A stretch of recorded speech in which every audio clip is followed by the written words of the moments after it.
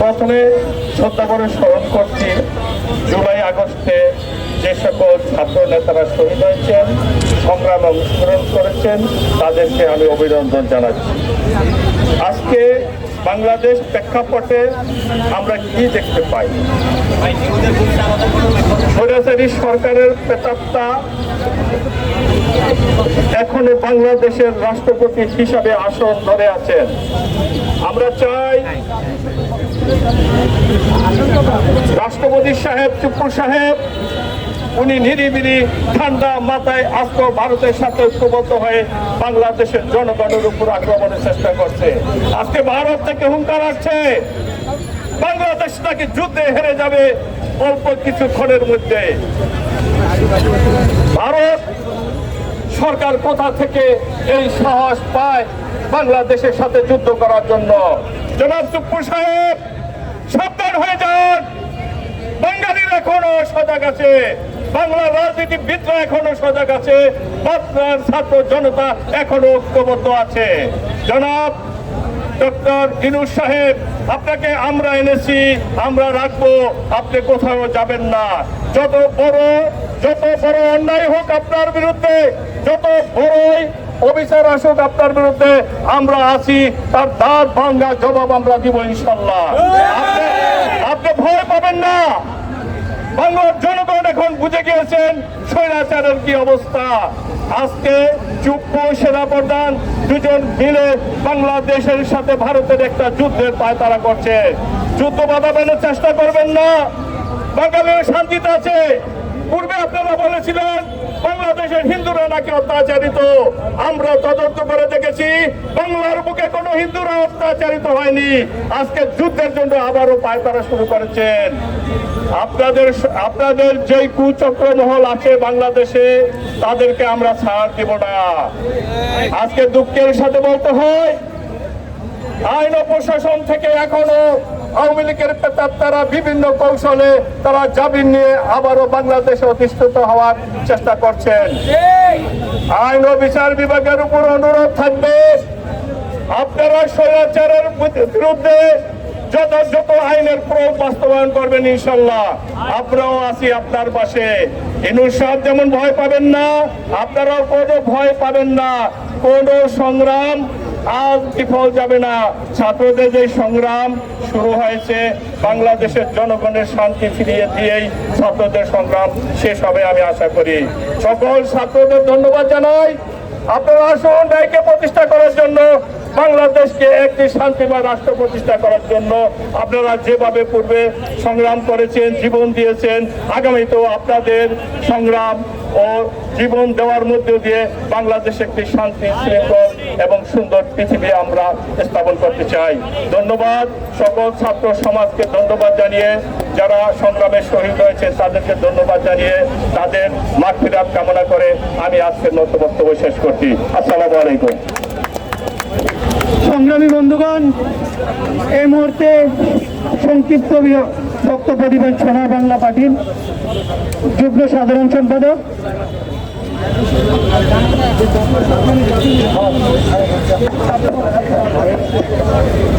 সোনার বাংলা পার্টির যুগ্ম সাধারণ সম্পাদক সোনার রান চৌধুরী।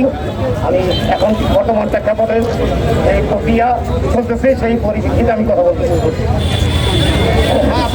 আসসালামু আলাইকুম। বর্তমানে সেই 52 বছরের যে খুনোধরা ফেসিস আজও পর্যন্ত এই বাংলার বুকে পায়তারা করতেছে, প্রশাসন হইতে 3 গুণ পর্যন্ত তারা চাইতেছে আবার ফেসিবাদের কায়েম করতে। আমরা এটা হতে দিতে পারি না। আমরা একটা ফুল পেয়েছি পবিত্র, আমাদের ভাগ্য ভালো, একটা ফুল পেয়েছি পবিত্র ফুল।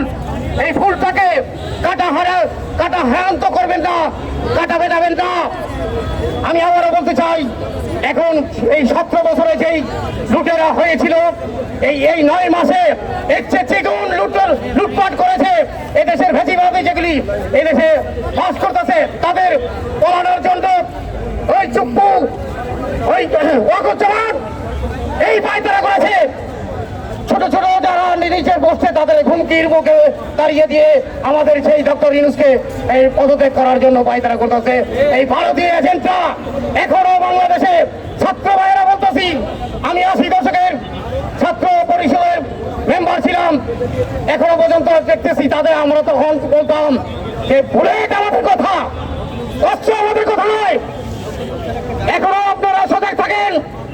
আমরা যে বাংলাদেশকে মডেল তৈরি করতে চাইছি এবং একটা ভালো লোক পেয়েছি, সেই ভালো লোকের যাতে বহাল থাকে, সেই সুযোগ থাকেন, সেইভাবে আপনারা আমারও কথা বলবেন। আর আমার পিছনে যারা বলবেন এই বক্তব্যে আমার বক্তব্য শেষ। আসসালামু আলাইকুম। প্রিয় উপস্থিতি, আপনারা যারা আজকে স্বপ্রণোদিত হয়ে আসছেন, এখানে কেউ কোনো প্রলোভনে আসেন নাই, কেউ কোনো স্বার্থ হাসিলের জন্য আসেন নাই, এখানে আসছেন দেশ প্রেমের তাগিদে। আপনাদেরকে বলে রাখি, আপনাদের থেকেও আমার থেকেও বেশি দেশপ্রেম যাদের, তাদের আছে একটা জানাজা আছে আজ রাত 9টায় শহীদ মিনারে। আমরা এই আন্দোলন এখান থেকে তাদের সাথে যুক্ত হব। শহীদেরা সারা জীবনের মতো ঘুমিয়ে থাকবেন, আমাদের দায়িত্ব দিয়ে গেছেন। আমরা রাষ্ট্র শাসন করতে যাব না, আমরা রাজপথে থাকবো। রাজপথে থেকে জনগণের পক্ষে আমরা জনমত তৈরি করে আমরা আমাদের কণ্ঠ চালিয়ে যাব। কিন্তু এই শহীদের জানাজা যদি আমরা এই পর্যন্ত যদি আমরা অপেক্ষা না করি, আমরা নিজেদেরকে ক্ষমা করতে পারবো না। জুলাই আন্দোলনে যারা অংশগ্রহণ করেছেন তারাও শহীদ হতে পারতেন, জুলাই আন্দোলনে যারা অংশগ্রহণ করেছিলেন তারাও আহত হতে পারতেন, পঙ্গু হতে পারতেন। আল্লাহ আপনাকে দায়িত্ব দিয়ে দিয়েছে। এটাকে আমি বলবো না আপনি বেঁচে গেছেন, আমি বলবো আল্লাহ আমাদের সবাইকে, যারা জুলাই আন্দোলন করেছেন তাদেরকে দায়িত্ব দিয়ে গেছেন। কাউকে দায়িত্ব দিয়েছেন সচিবালয় পাহারা দেওয়ার জন্য, আর আমাদের দায়িত্ব দিয়ে গেছেন রাজপথ পাহারা দেওয়ার জন্য। আমরা সংখ্যায় অল্প, মনে রাখবেন তিতুমিরের পাশের কেল্লায় সংখ্যা অল্প থাকলেও তারা ব্রিটিশ শাসকদের বিরুদ্ধে আঙ্গুল তুলেছিল। আমরাও ইনশাআল্লাহ সংখ্যায় অল্প হলেও আগামীতে আমরা দ্বিগুণ হব। আপনারা বলেন ঠিক কিনা? শহীদের রক্ত পিতা দিতে দিব না, শহীদের রক্ত পিতা দিতে দিব না, আবু সাঈদের রক্ত পিতা দিতে দিব না, মুক্তর রক্ত পিতা দিতে দিব না, আবু সাঈদ মুক্ত, শেষ হয়নি যুদ্ধ, শেষ হয়নি যুদ্ধ, আবু সাঈদ মুক্ত, আবু সাঈদ মুক্ত, শেষ হয়নি যুদ্ধ। ইউনূস তুমি ঐক্য করো, বাংলাদেশ রক্ষা করো, দেশের লাঠি তৈরি করো, এই মুহূর্তে দরকার জাতীয় সরকার, জাতীয় সরকার, এই মুহূর্তে দরকার তোমার আমার দরকার, জাতীয় সরকার, জাতীয় সরকার, তোমার আমার দরকার, জাতীয় সরকার। আপনারা সবাই জানেন সকল রাজনৈতিক দল থেকে, বিভিন্ন এজেন্ট থেকে, বিভিন্ন ফেসবুক যারা ইনফ্লুয়েন্সার আছে সবাই বলছেন এই উপদেষ্টা মন্ডলীতে ভারতীয় এজেন্ট ঢুকে গেছে। আমরা সুস্পষ্ট করে বলবো না কারা, আমরা বলবো না, আমরা বলবো প্রত্যেকটা নেমে যা, প্রত্যেকটা নেমে প্রতিটা নির্যাতিত রাজনৈতিক দলের অংশগ্রহণে একটা জাতীয় সরকার চাই। আমরা কোনো নির্দিষ্ট কোন রাজনৈতিক দলের এজেন্ডা বাস্তবায়নের জন্য আসি নাই, কিন্তু রাষ্ট্র পরিচালনার ক্ষেত্রে অবশ্যই রাজনৈতিক দলেরই ভূমিকা পালন করতে হবে। তাদেরকে সোজা করার জন্য জনগণ রাস্তায় আওয়াজ জারি রাখতে হবে। আমরা আলেম ওলামাদেরকে বলবো, আপনারা জুলাইয়ের মতো আপনারা আবার নেমে আসুন।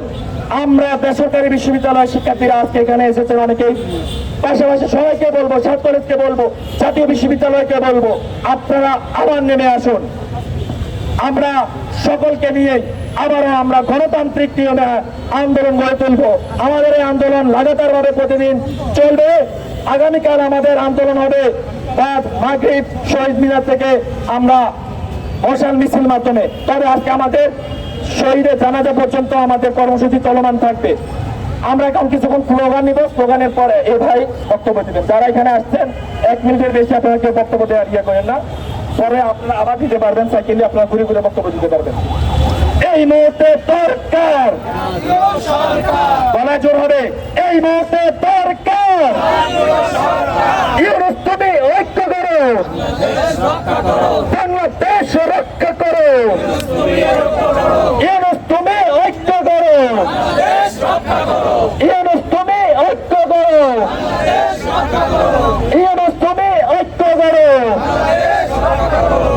কে আমি কে বিসমিল্লাহির রহমানির রহিম। প্রিয় দেশবাসী, দীর্ঘ 8 মাস কোনোদিন মিডিয়ার সামনে আসি নাই, আসার জন্য চেষ্টাও করি নাই। ভাইরা আমার, আজকে সত্যি সত্যি আমি বাধ্য হয়েছি মিডিয়ার সামনে আসার জন্য। আপনারা প্রশ্ন করতে পারেন কেন আসছেন, আমিও আপনাদের কাছে প্রশ্ন করতে চাই।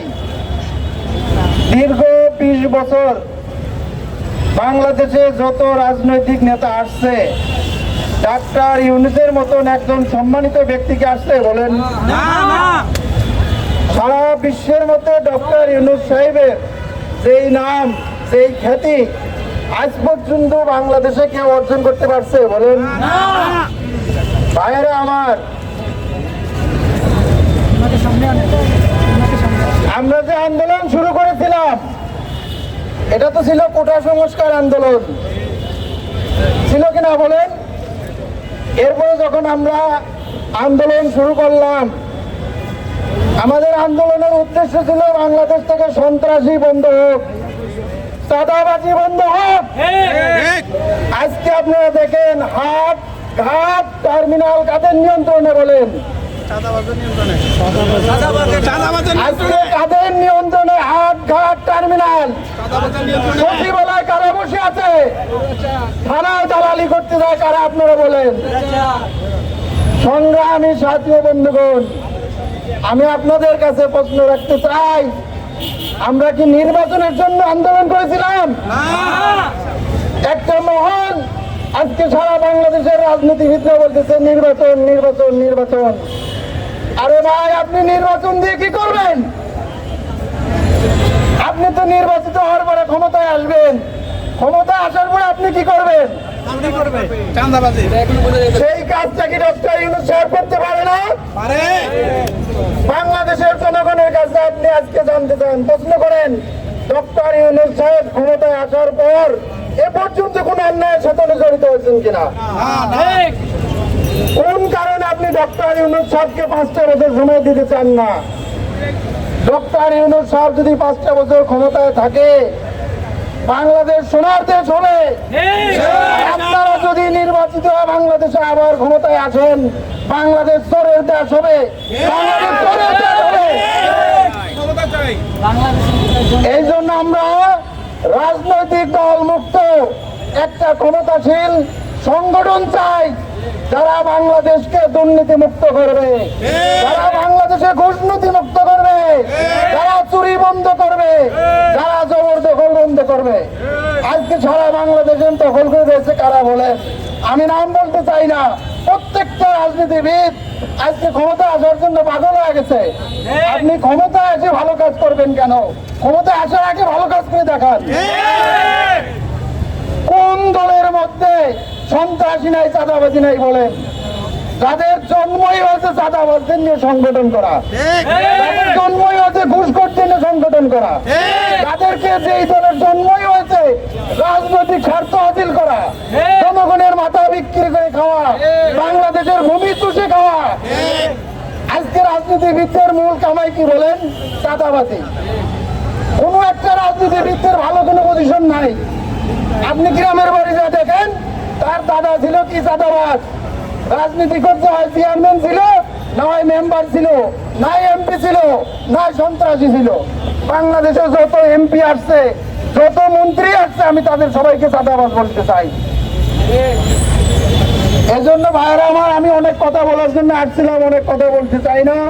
আমি আমার একটা দাবি আপনাদের কাছে রাখতে চাই, সারা দেশের কাছে রাখতে চাই, ডক্টর ইউনূস সাহেবকে অন্তত 3টা বছর ক্ষমতায় রাখার এবং 5টা বছর তাকে ক্ষমতায় রাখার জন্য আপনি 5 বছর পরে ক্ষমতায় আপনি আসবেন আমি জানি। নির্বাচন দিলে আপনারা ক্ষমতায় আসতে পারবেন, জনগণ আপনাদের চায়, কিন্তু আপনারা ক্ষমতায় আসার আগে ডক্টর ইউনূসকে 5টা বছর ক্ষমতায় রাখেন, তারপরে নির্বাচন হয়ে নির্বাচিত হয়ে আপনারা আসে ডক্টর ইউনূসের আদর্শগুলো আপনারা অনুসরণ করেন। ডক্টর ইউনূস সাহেব বাংলাদেশের জন্য আদর্শ, বাংলাদেশের মানুষের নৈতিক শিক্ষা ডক্টর ইউনূস সাহেবের থেকে নেওয়ার দরকার।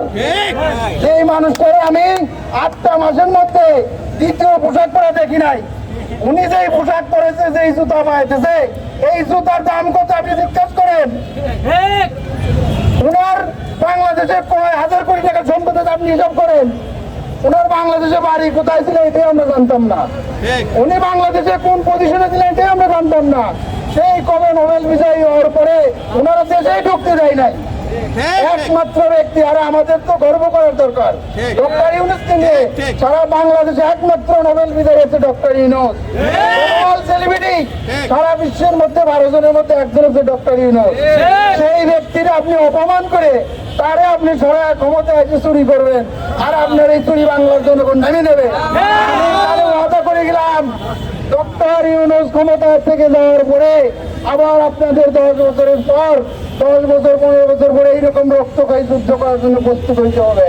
বাংলাদেশে যারা রাজনীতিবিদরা ক্ষমতায় আসবে তারা দুর্নীতি, চাঁদাবাজি, ঘুষনীতি করে করে পুরো দেশটাকে গায়েব করে ফেলবে।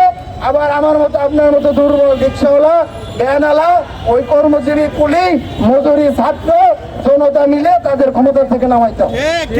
এর জন্য ভাই আপনাদের কাছে অনুরোধ করি, বাংলাদেশে যারা রাজনীতিবিদ আছেন তারা অন্তত 5টা বছর আপনি ডক্টর ইউনূসের হাতে ক্ষমতাটা রাখেন। উনি আপনাদের ক্ষতি করবে না। বাংলাদেশে অনেক মানুষকে যারা জেল থেকে বাড়ানোর কোনো সুযোগ ছিল না, তাদের জেল থেকে বাইর করে দেওয়ার সুযোগ করে দিয়েছেন। যারা দেশে আসার যোগ্যতা ছিল না, যাদের দেশে ঢোকার অনুমতি ছিল না, তারা বিদেশ থেকে দেশে এসে রাজত্ব করতেছেন। এটা ডক্টর ইউনূসের কৃতিত্ব। উনি যদি 11-11-এর মতো, 16-17-এর মতো যদি সবাইকে জেলে ঢুকে নিজের রাজত্ব কায়েম করতেন, তাহলে আপনারা কি করতেন? একটা পশমও ছিঁড়বার পারতেন না। কিন্তু উনি আপনাদের কি করতেন? মানবতা দেখাচ্ছেন, আপনাদের প্রতি দয়া করছেন। বাংলাদেশের নাগরিক হিসাবে বাংলাদেশে থাকার অধিকার আপনাদের উনি হরণ করেন নাই। উনি আপনাদের বাংলাদেশের নাগরিক হিসেবে বাংলাদেশে চলার জন্য সুযোগ করে দিয়েছেন। এখন আপনারা ঘুষ, চাঁদাবাজি, সন্ত্রাসীবাদ দিয়ে আপনাদের নৈতিক দায়িত্ব যার যার জায়গা থেকে সেই ঠিক হয়ে বাংলাদেশটাকে সোনার দেশ করেন। এই আশা ব্যক্ত রেখে আমি আমার বক্তব্য শেষ করছি। বিয়াদবি হলে মাফ করবেন, আল্লাহ তাআলার কাছে ক্ষমা চাই। আল্লাহ হাফেজ।